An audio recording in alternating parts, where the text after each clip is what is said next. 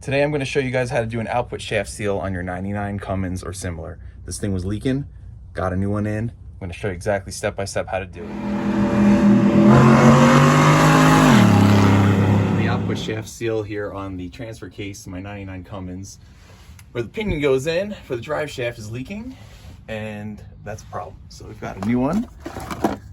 In order to get this out, I had to pop off both the U-bands on the back of the drive shaft itself, connected into the rear of the differential, or the front of the differential on the yoke.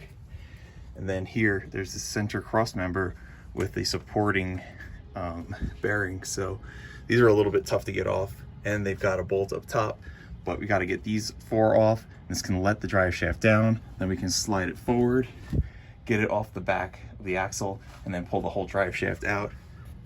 And then we can get behind it and pry out the old seal, and then we can press in our new one. Already got these little U-bands out off the rear with the 5/16 socket on a 1/4 inch. And now I'm just getting out the center supporting one like I was talking about.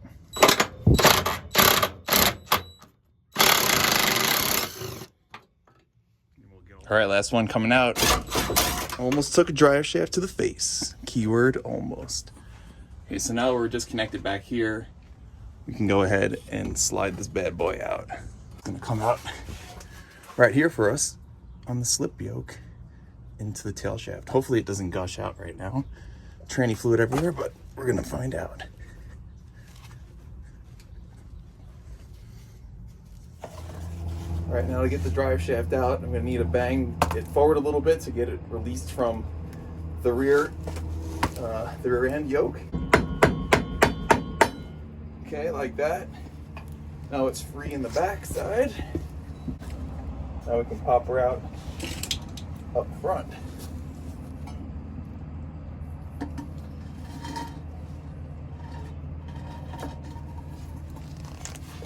Like that.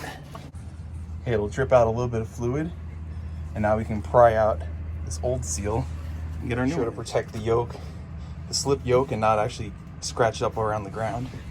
And yeah, that's it. It's out. We'll clean up these threads before we put it back in. And like I said, we'll get this thing replaced right now.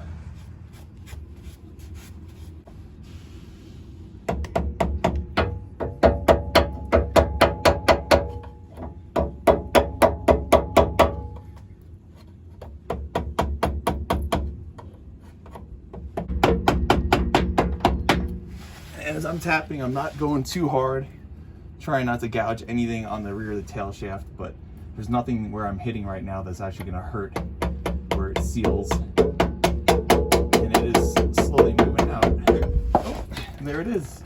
It looks to me like we're a little bit different here in sizing. So let's go take a run back to Napa real quick, get this correct one. You can see though, no marring or damage to where it went. Just gonna go grab ourselves a new seal. So yeah, it's a 61018A from a national brand. So we'll try and get another one of these bad boys because that is not the right one. All right guys, back from Napa. It's a 18860. They didn't have the national brand, but this one does match up just like the other one. And so obviously in these situations, you just take your part with you to the store, compare them, make sure that they are the same. It's got the weep hole, all the same kind of stuff going on, so hopefully this is just as good. And now we can get this bad boy installed. Before you put things back together, that's a sealed, lubricated part, such as this output shaft. You see this little fuzzy right here? Not a huge deal, right? But still, you never know. Could have been something dirtier. Get that out of there. This way you're making sure you're putting stuff back together super nice and clean. Okay, wipe that up. And now when you put this in, the little weep hole on the bottom is going to face down. I should say the weep hole is going to face down like this. And we're just going to very carefully go around and tap it in with a rubber mallet. And I've got this little block of wood that I use, and just go around it and not mar it up. Camera turned off, but I got it going already, basically just by alternating side to side, just putting this edge right up against it, carefully hitting. And as it goes on, it's going to kind of want to do this, but you just kind of lightly tap it here, lightly tap it there, and it'll start going. But now it's pretty much seated, so we're just gonna go around in a full circle, completely seated.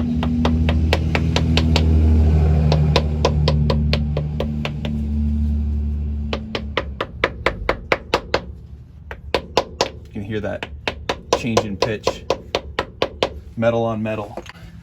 We're fully seated all the way around.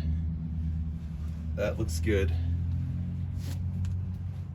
Real nice. And before I do that too, I'm gonna make sure that no junk and debris got into the input splines, and also this clean surface here that you can see it goes inside of the transfer case. You just don't want to introduce any contaminants, any dirt onto this shaft going back in. You'll notice that the splines here have a space, so this is keyed right here to tell you exactly where it's going to line up when it goes into the shaft for the output shaft part on the transfer case. And yeah, you can also see the U-joint doesn't feel all too sloppy. If this was super floppy and weak, then you'd want to replace this, but it's still pretty stiff, and that's how they should be. Also, one key thing I forgot to mention at the beginning of this video, I've got the e-brake on right now, locking the rear wheels, because essentially on an automatic transmission, if you haven't thought about this before, your drive shaft going into the transmission, when you're in park, that's what locks you into being in park. That's what stops the truck. So once I pop this drive shaft out, if I was on an angled driveway, this thing would have rolled up and could have crushed me and killed me. So make sure whenever you do this, you pop your drive shaft out. If the car or the vehicle's on the ground like it is here, I don't have it on jack stands because there's enough room to work under it. Got your e-brake on in the rears this way. It doesn't just roll forward. But again, doesn't really matter here because I'm on a flat driveway. I'm gonna slip back in just like this. Boom. And then we can maneuver our U-joints back onto the differential like that. We'll secure the U-bands, and then we'll get our center bearing put back up here into the frame, and that's a job well done. We'll just check our fluid level because we probably lost about maybe a quarter cup on the way out, and we'll be pretty much good. And we'll just get these tightened up over here as well.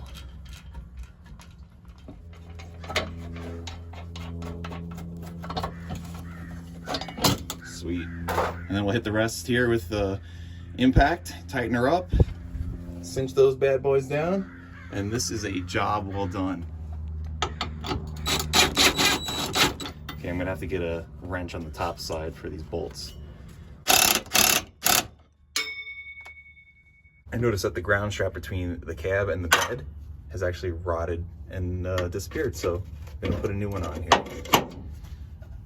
Should not ultra critical, but it helps out with lights and anything electrical to the rear of the truck to keep the whole truck on a single ground. Like I said, since we lost a little bit of fluid out of here and it was leaking before, we want to make sure that the transfer case is still full. And here, this is the drain plug to remove all the fluid from inside the transfer case, and obviously this one's our fill plug. So as long as when we pull this off, we look in or just see it start coming out, we know it's still full. You fill it up until it just basically starts pouring out of here, and then it's full. And if it's not full, it'll keep filling up until it reaches the bottom here where this plug is, and then you know you've got it full. So let's take a look, see how we're doing.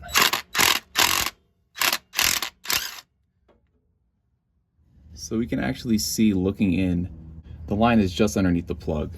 It might be hard for you guys to see, but it's just barely in there. So we can add just a tiny bit more to top it off, but honestly, it's still pretty much full. This is an NP241 transfer case, pretty common on a lot of Dodge trucks. So yeah, we can just add just a tiny bit more into there. But all right, we topped it off. That should be nice and happy now.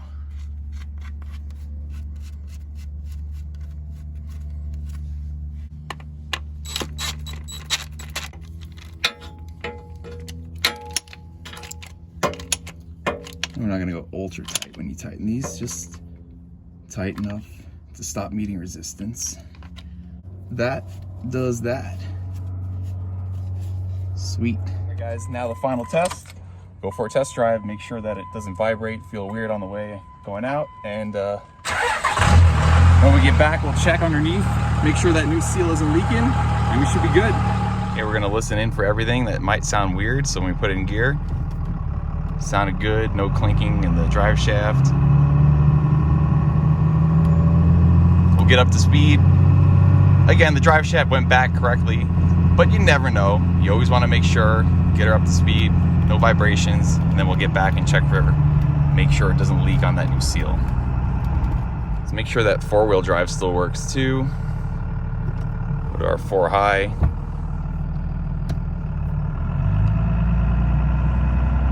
Four-wheel showed up there on the dash. Okay, and now if we come off, should be able to in motion come out. Perfect. All right, 4-wheel is good. Another reason why this all happened is because I had to get a new transmission on the truck. The one that was on there was replaced, and about a year later it went bad on me. So got another one, and then through that job happening, yeah, we're good. No drive shaft vibrations. Nice. Through all that happening, that seal decided it was time to go. But now we got a new one on there, and we're feeling good. Okay, let's check underneath. Looks like we're good. We are good. Right on.